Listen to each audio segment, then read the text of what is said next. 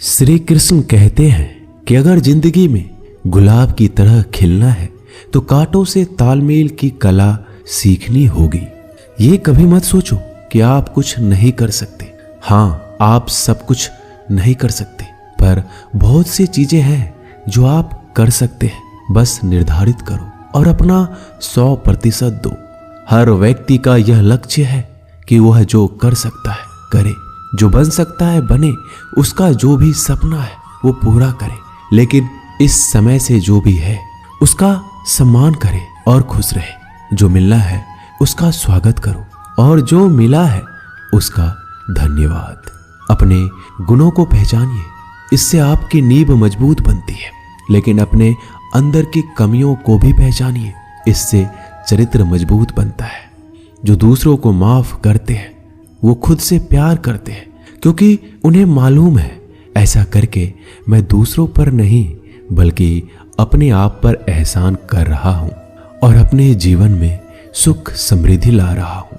यदि कोई आप पर भरोसा और आपसे उम्मीद करता है तो ये उसकी मजबूरी नहीं बल्कि आपसे लगाव है और आप पर विश्वास है।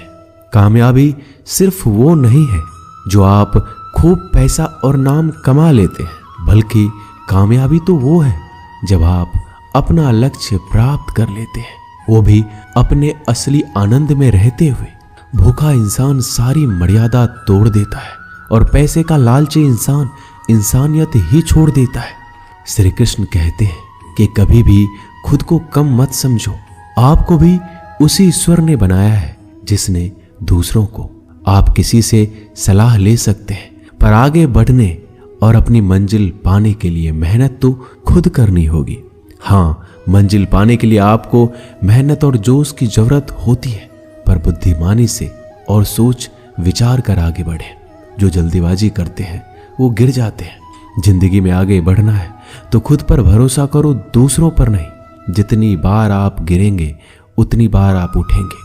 अब ना किसी का हाथ चाहिए ना किसी का साथ। इंतजार करोगे तो उतना ही मिलेगा जितना कोशिश करने वाले छोड़ देते हैं। इसलिए इंतजार मत करो। तुम जितना सोचते हो जिंदगी उससे कहीं ज्यादा तेजी से भाग रही है। हार कभी मत मानो।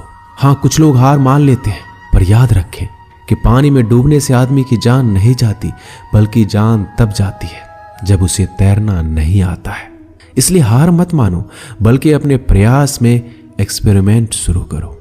असफलता का मतलब ये नहीं है कि आप जिंदगी में हार चुके हैं, बल्कि असफलता का साफ मतलब है कि आपको इसमें सुधार और संशोधन की जरूरत है। देखो, समझो और सोचो और फिर कोशिश करो जब तक सफल नहीं हो जाते। रिश्ते मुट्ठी में रेत के समान होते हैं। जोर से पकड़ो तब भी सरकते हैं और ढीले छोड़ो तब भी। इसलिए संभल कर पकड़ो। किसी भी समस्या का समाधान इस बात पर निर्भर करता है कि आपका सलाहकार कौन है। लोग तो आपके बारे में अंदाजा लगाते हैं, आप क्या हैं ये सिर्फ और सिर्फ आप ही जानते हैं। श्री कृष्ण कहते हैं कि साथ रहकर जो छल करे उससे बड़ा कोई शत्रु हो ही नहीं सकता, और जो हमारे मुंह पर हमारी बुराइयां बता दे उससे बड़ा हमारा कोई मित्र हो ही नहीं सकता।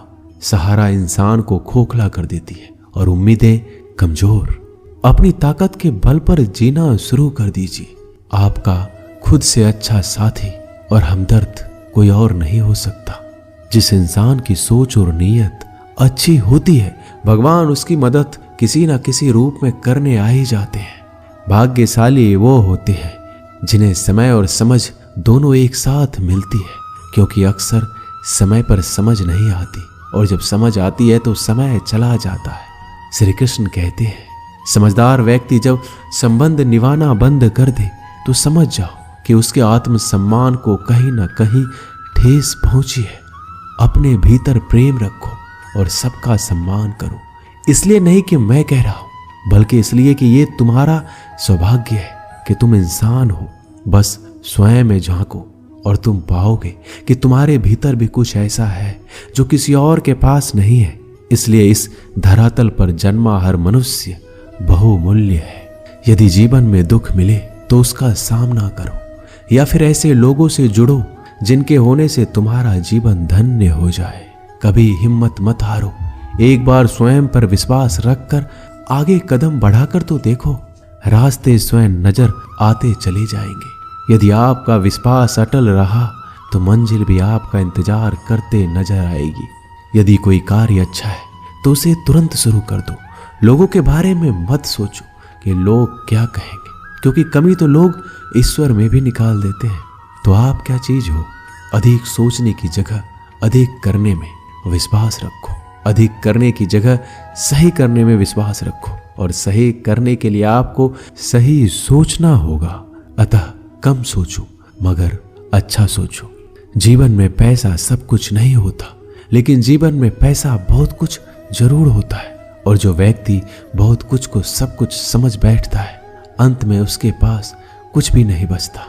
समय का उपयोग करके बहुत सा धन कमाया जा सकता है, लेकिन धन का उपयोग करके एक पल भी नहीं बढ़ाया जा सकता। अतः समय का सही उपयोग करना सीखो।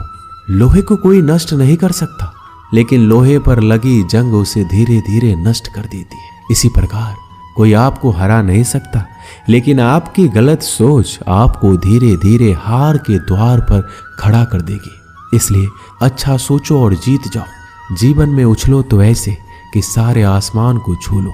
जीवन की गहराई में ऐसे डूबो कि उसके सभी चमकते मोती खोज निकालो। फैलो तो ऐसे कि पूरी कायनात में समा जाओ, और सुकड़ो तो ऐसे कि हर किसी के दिल में समा जाओ। अच्छा सोचोगे तो अच्छा वापस आएगा, बुरा सोचोगे तो बुरा वापस आएगा। मीठा बोलोगे तो मीठी बोली ही दूसरों से सुनोगे, कड़वा बोलोगे तो खरी खोटी ही सुनोगे, क्योंकि हम जो देते हैं वही हमें वापस मिलता है। एक निश्चित लक्ष्य को लेकर सही राह पर चलना जीवन यात्रा कहलाता है, और बिना लक्ष्य को लिए हुए किसी भी रास्ते पर चलना जीवन का भटकाव कहलाता है। इसलिए कम से कम एक लक्ष्य आपके पास हमेशा होना चाहिए। श्री कृष्ण कहते हैं, किसी भी कार्य में जल्दीबाजी मत करो। जल्दीबाजी आपको भटकाव की ओर ले जाएगी। भटकने से अच्छा है कि थोड़ा रुको, समझो और फिर चलो।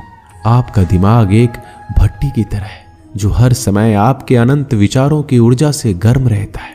अब यह आप पर निर्भर करता है कि आप इस ऊर्जा का उपयोग किस तरह करते हो। लोग कहते हैं कि हमेशा व्यस्त रहो। अच्छी बात है, लेकिन व्यस्त रहना ही काफी नहीं है। महत्वपूर्ण यह है कि आप कब और किस कार्य में व्यस्त हो। यदि आप चाहते हो कि लोग आपको पहचाने तो अधिक से अधिक लोगों से अपनी पहचान बढ़ाओ। यदि आप चाहते हो कि लोग आपकी बात माने तो लोगों के दिलों में जगह बनाओ। और यदि आप चाहते हो कि लोग आपको हमेशा याद रखें तो कलम उठाओ और कुछ नए विचार लोगों को दो। अगर आप अच्छे कार्य करते हो तो दूसरों के सामने अपनी तारीफ कभी मत करो, क्योंकि यदि आपके कार्य वास्तव में अच्छे हैं तो आपके अच्छे कार्य ही सबको बता देंगे कि आप कैसे हो। सफल लोग खुद अपने बारे में नहीं बोलते, बल्कि उनके कार्य उनके बारे में बोलते हैं। अपना मुंह खोलने से पहले अपना दिमाग खोल लेना बहुत जरूरी है। अर्थात जब भी आप जहां भी बोले, पहले खुले दिमाग से सोचे कि इसका परिणाम क्या होगा। यदि परिणाम अच्छा हुआ तो तुरंत बोल दें। यदि आप असंभव को संभव बनाना चाहते हैं तो असंभव को पाने के लिए आपको कुछ ऐसा करना होगा जो अकल्पनीय हो।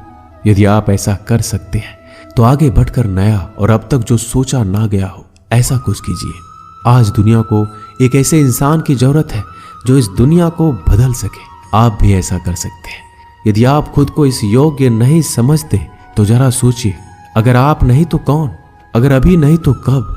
जो भी हो आप भी इसे कर सकते हो। अभी शुरू हो जाओ। जो भी कार्य शुरू करो सोचकर शुरू करो। यदि शुरुआत कर दो तो बीच में उस कार्य को किसी भी वजह से मत रोको, क्योंकि जब आप पीछे जाकर किसी दूसरे कार्य को शुरू करके फिर वहीं पहुंचते हैं जहां आपने पहले वाला कार्य छोड़ा था, तो जरा सोचिए, इससे कम मेहनत और इससे कम समय में आप पहले कार्य को पूरा कर सकते थे। यदि आपसे पहले कोई और सफल हो जाता है तो घबराना मत, क्योंकि आप भी जानते हो कि घर बनाने से ज्यादा समय बंगला बनाने में लगता है। श्री कृष्ण कहते हैं, जब आप हार से मिली सीख को अहमियत समझ लेंगे तो आपका जीवन बदल जाएगा। जिस प्रकार एक वातावरण में केवल एक ही तरह के पेड़ पौधे उगते हैं, उसी प्रकार आप भी अपने वातावरण के ही एक अंश हैं। यदि आप अपने आप को बदलना चाहते हैं तो सर्वप्रथम अपने वातावरण को बदलिए। आप एक ही गलती को रोज दोहराकर अपने परिणाम और अपने जीवन को नहीं बदल सकते हैं। अपने लक्ष्य को बार बार बदलने से कुछ नहीं होगा। अगर बदलाव चाहते हो तो अपनी कोशिश करने के तरीके में बदलाव लाना होगा। परिवर्तन प्रकृति का नियम है, इसे स्वीकार करें एवं इस परिवर्तित जीवन का आनंद लेना प्रारंभ करें। श्री कृष्ण कहते हैं कि आप किसी भी चीज को लेकर चिंता करना छोड़ दीजिए, क्योंकि हमारी चिंता कोई और कर रहा है।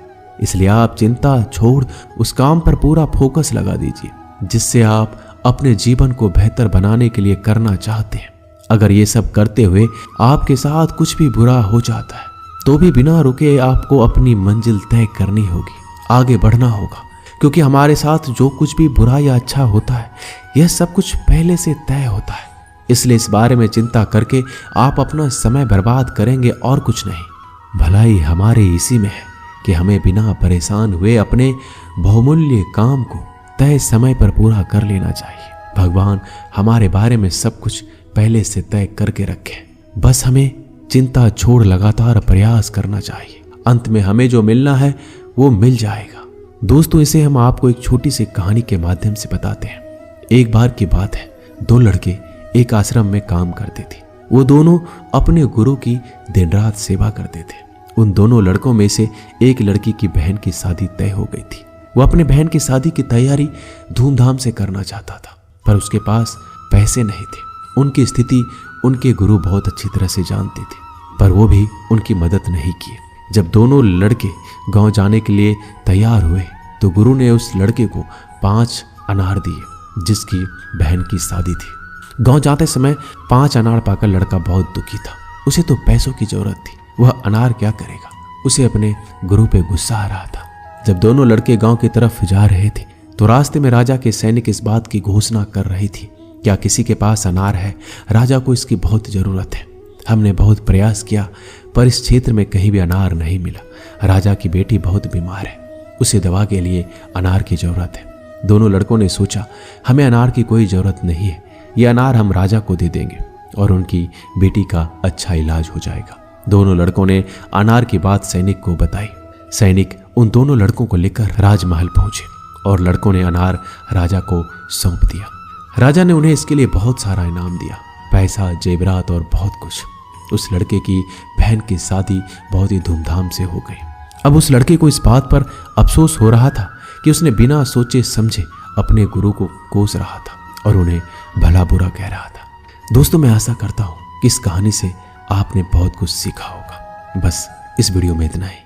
मिलते हैं अगले वीडियो में, तब तक के लिए अपना ख्याल रखिएगा। धन्यवाद। जय श्री कृष्णा।